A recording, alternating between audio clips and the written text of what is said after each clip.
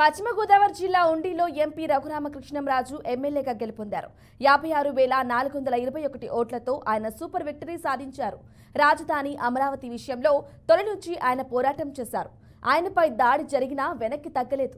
ఏపీకి అమరావతినే రాజధానిగా ఉండాలని పోరాటం చేశారు.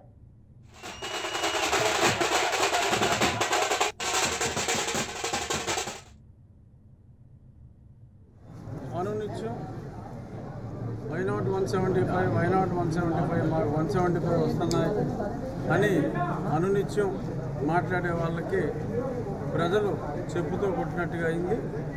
కేవలం 10 అంటే 10 స్థానాలు, మరి చివరికి వచ్చేటప్పటికి అందులో కూడా 1-2 తగ్గినా కూడా తగ్గొచ్చాము. చక్కటి తీర్పు ప్రజలు ఇచ్చారు.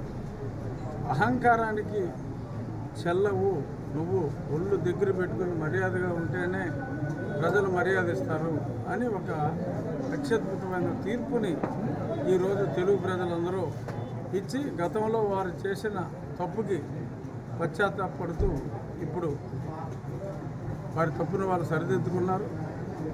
అత్యద్భుతమైన విజయాన్ని, కని విని ఎరుగని విజయాన్ని